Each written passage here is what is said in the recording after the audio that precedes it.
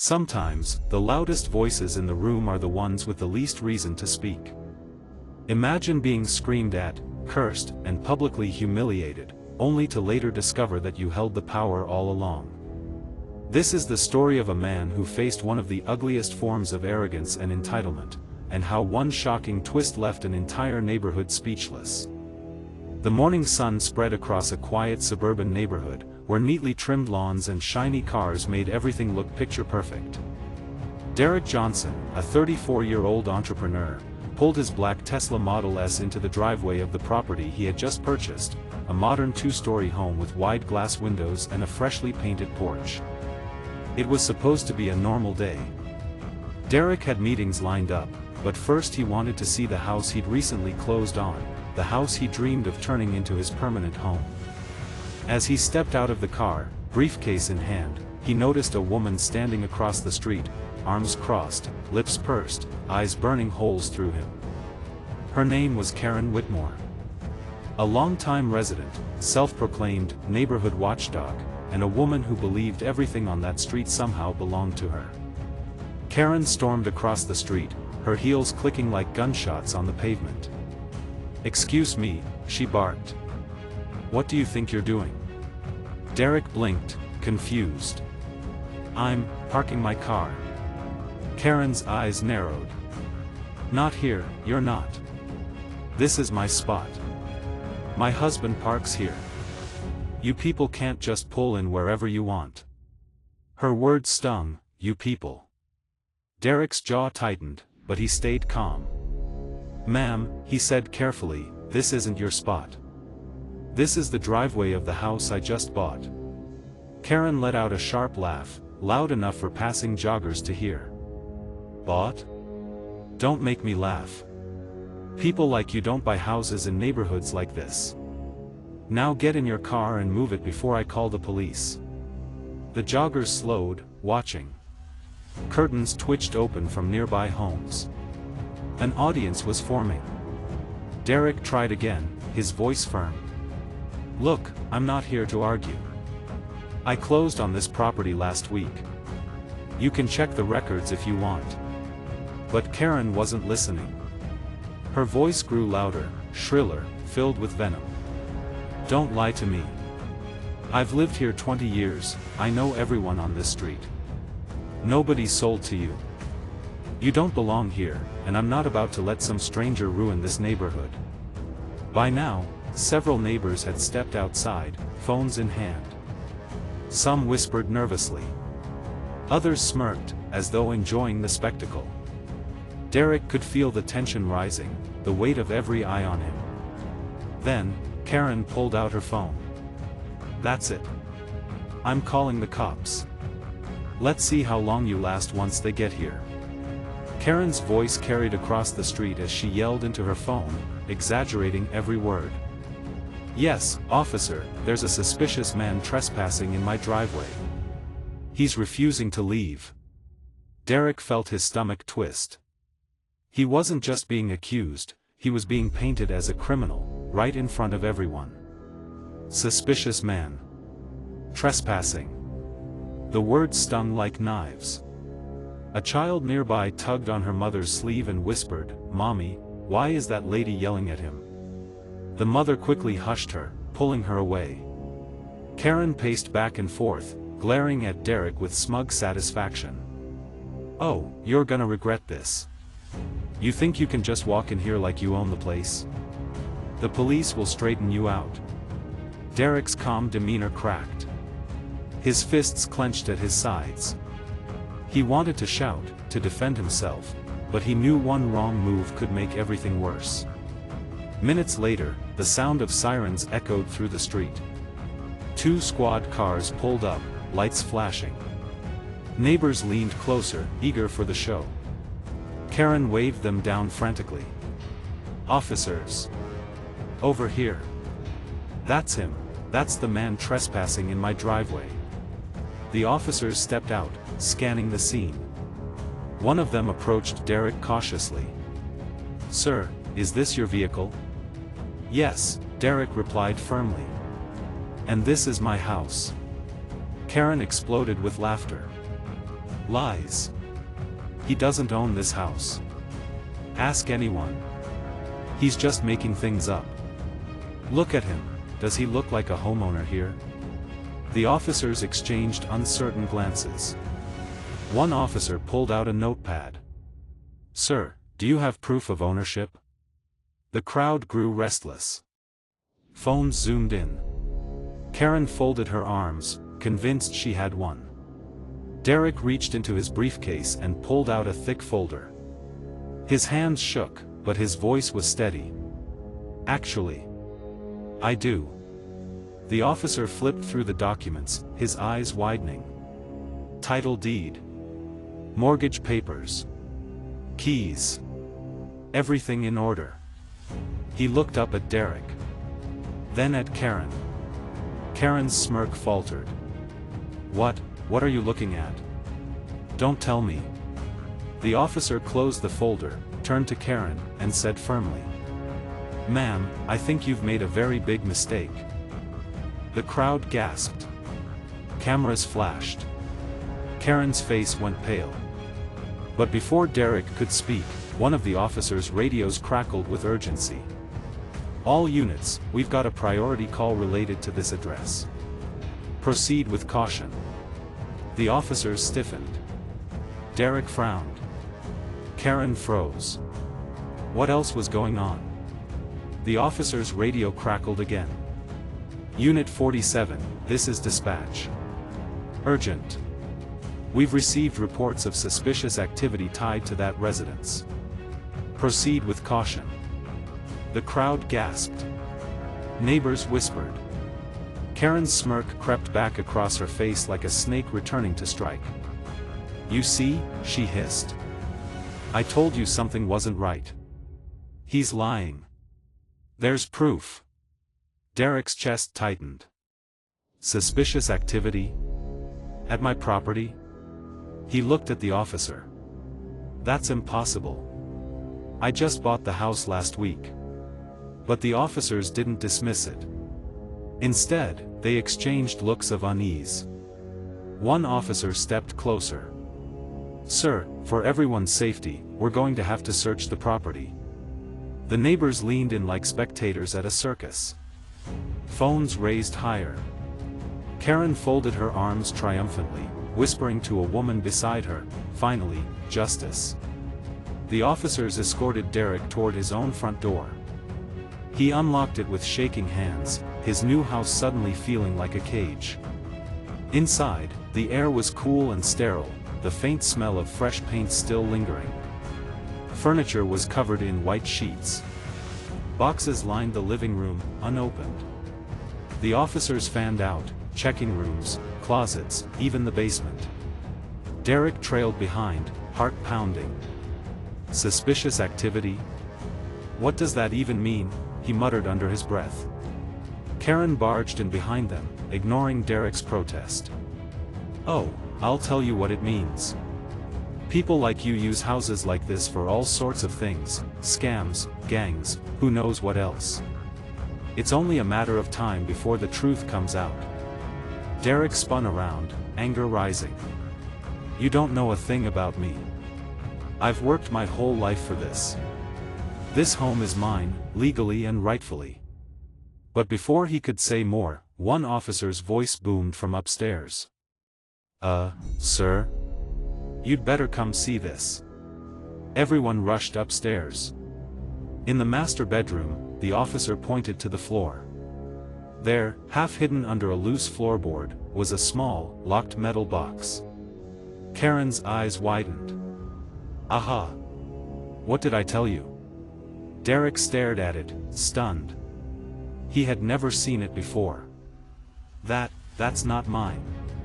The officer bent down, pried the box free, and placed it on the bed. Sir, we'll need to open this. Derek swallowed hard. His reputation, his dignity, everything hung in the balance. The officer clicked the lock open with a small tool. The lid creaked back. Inside lay a stack of old photographs, sealed envelopes, and something that made everyone freeze, a black pistol, its barrel gleaming under the bedroom light. Karen gasped dramatically.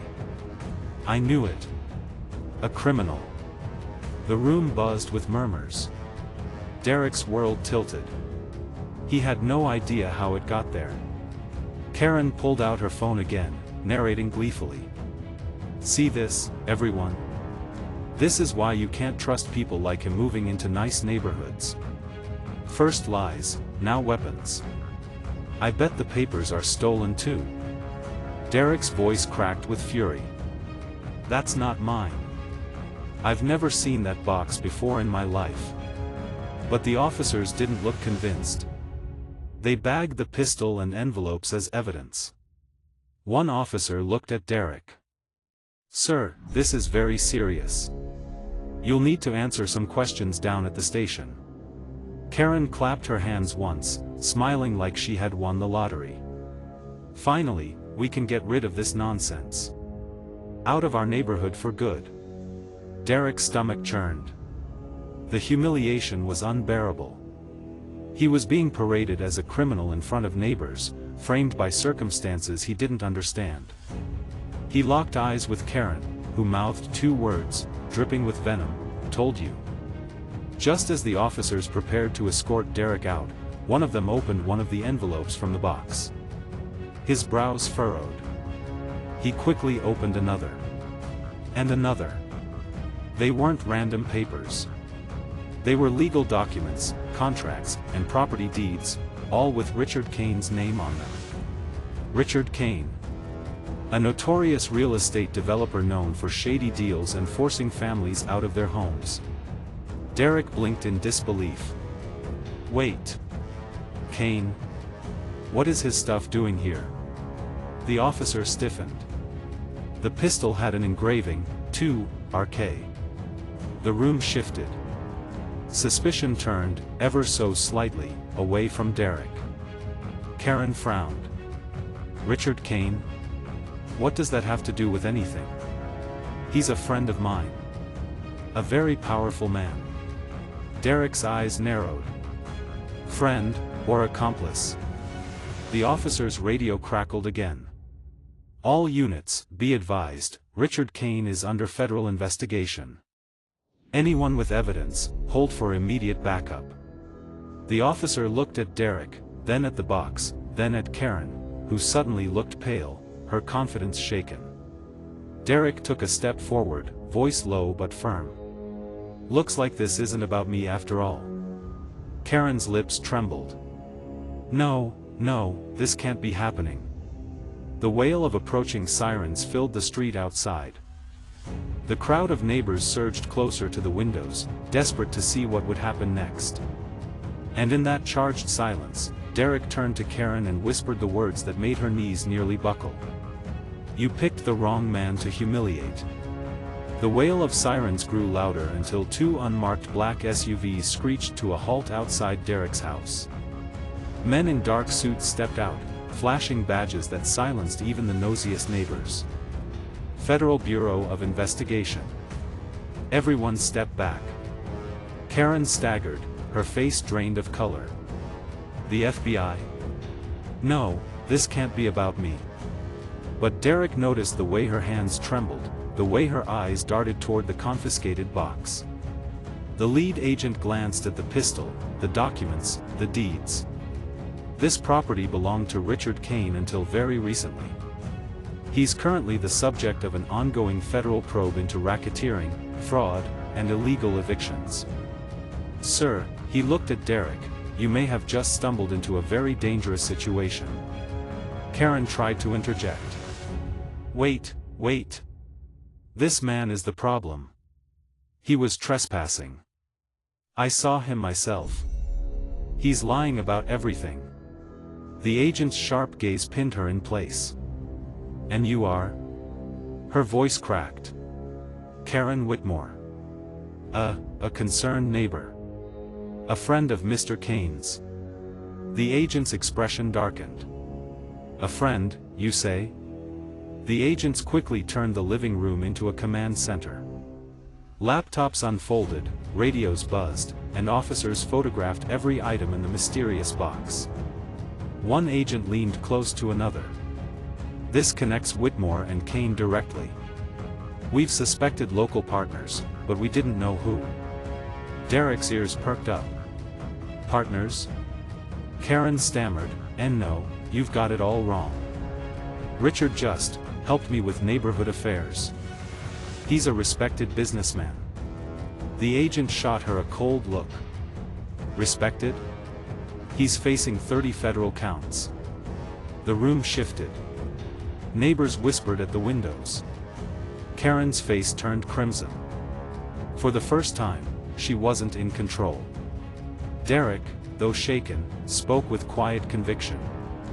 All this time, you tried to humiliate me, call me a trespasser in my own home, but it looks like you're the one who doesn't belong here. Karen's lips quivered, but she said nothing. The lead agent opened another envelope from the box. Inside was a stack of contracts, fake rental agreements with forged signatures. Families had been illegally forced out of their homes. One name stood out, Whitmore. The agent read it aloud. Karen Whitmore. Recipient of funds from Kane Development Corporation in exchange for community compliance. Care to explain this? The room went silent. Even the neighbors outside stopped whispering. Karen's voice broke. It's not what it looks like. Richard promised. He promised he'd redevelop the area, bring in better families. I was only helping. Derek's blood boiled. Better families? You mean families who looked like you? Not like me. The agent slammed the papers on the table. Mrs. Whitmore, you've just admitted to knowingly aiding and abetting a federal suspect. Karen stumbled back, her world crashing down. Just then, one of the agent's phones buzzed with a secure call. He stepped aside, listening, then his face hardened. He returned, voice low. Richard Kane just got wind of the raid. He's not happy. He knows evidence has surfaced, and he knows where it was found. Derek's heart pounded. Meaning? The agent's eyes met his. Meaning Kane may see you as a threat. He'll want to make sure this evidence never sees a courtroom. Karen gasped, shaking her head. No. Richard would never hurt me. The agent cut her off. Ma'am, you don't understand who you've been dealing with. To Kane, you're expendable. To all of us, you're just another pawn. The tension thickened. Derek realized he wasn't just fighting humiliation anymore. His very life was in danger. Suddenly, a loud crash shattered the tense silence. The living room window exploded inward, shards of glass raining across the floor. A dark SUV had mounted the curb outside, its headlights glaring into the house. Derek ducked instinctively as masked men leapt from the vehicle, weapons in hand. The lead agent shouted, "Down! Everyone down!" Karen screamed. Neighbors scattered. Sirens wailed in the distance. And as Derek hit the ground, heart racing, he realized the terrifying truth. Richard Kane wasn't waiting for the courts. He was sending his own message. The masked men stormed the house, weapons raised. FBI agents dove for cover, shouting commands. Derek hit the ground, his pulse thundering. Bullets cracked into the walls, shards of drywall flying. Neighbors screamed and scattered into the night. Karen shrieked, curling into a corner, her perfect suburban world shattered. But the agents responded fast, tackling one of the masked intruders, disarming him, while others returned fire. The lead agent grabbed Derek by the arm. Stay down. They're here for the evidence, and maybe for you.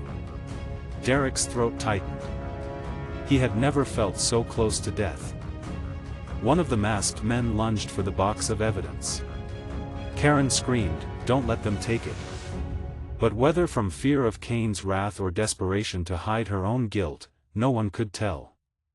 Derek, heart racing, made a split-second decision. While everyone's focus was on the chaos, he darted forward, scooping up the box. A bullet whizzed past his shoulder, but he clutched the evidence tight and slid behind a toppled bookshelf. The lead agent saw him. Good move, son. Keep it safe. The intruders, realizing they were losing, scrambled toward their SUV. Two agents wrestled another to the ground, but one masked figure managed to escape into the night. Karen sobbed hysterically. Richard. Richard will fix this. He promised me, he promised. The agent snapped back, Lady, Richard Kane just sent men to kill you. You're nothing to him but a liability. Her face crumpled as the truth set in. By dawn, the street was a fortress of flashing lights, FBI vans, and news cameras. The box Derek had saved became the nail in Richard Kane's coffin. The documents, the gun, the deeds, all tied Kane directly to a web of corruption and violence. Within hours, the FBI launched raids on his offices and properties across the city. The news flashed. Real estate mogul Richard Kane arrested in federal sting. Derek watched the coverage from his living room, exhausted but unbroken. Karen, meanwhile, was led away in handcuffs. Her once smug face now pale and hollow. Karen Whitmore, the agent read aloud, "You're under arrest for conspiracy, aiding and abetting, and obstruction of justice." The neighbors who once whispered behind Derek's back now whispered about her. Days later, Derek stood before a crowd at a community meeting, not as a suspect, but as a hero. Derek Johnson, the mayor said proudly, "For your bravery and your stand against injustice, the city recognizes you today." The audience erupted in applause. Reporters captured every angle. Children looked up at him with wide eyes, inspired. He spoke humbly into the microphone. "I only wanted to live in peace, in the home I worked hard for. But when prejudice tried to take that away from me, I realized something: our dignity is worth fighting for. And sometimes, standing your ground means more than just protecting yourself, it means protecting the truth." The crowd cheered. As Derek walked off stage, he passed Karen in the courthouse hallway. Her orange jumpsuit replaced her pearls and designer blouse. Her eyes were red, filled with regret and rage. You ruined everything," she hissed. Derek looked at her calmly. "No, Karen. You ruined yourself. All I did was refuse to bow." She turned away, shoulders shaking, as guards led her down the hall. A week later, Derek received a letter in the mail. It bore the seal of the Department of Justice. Inside was an invitation. "We would be honored if you joined us to speak at our annual forum on civil rights and justice." Derek smiled through tears. He had gone from being humiliated in front of his neighbors to becoming a voice for change on a national stage. And as he closed the letter, he whispered to himself, "This is only the beginning." And that, my friends, is how a man who was mocked and humiliated turned his story into one of triumph, exposing corruption and reclaiming his dignity. But what do you think? Was justice served? What would you have done if you were in Derek's shoes? And do you think Karen deserved everything she got? Drop your thoughts in the comments, I'll be reading them all. If you enjoyed this story, make sure to like this video, share it with someone who needs to hear it, and subscribe so you don't miss the next powerful story. Because sometimes, the very people society tries to silence are the ones who rise the highest.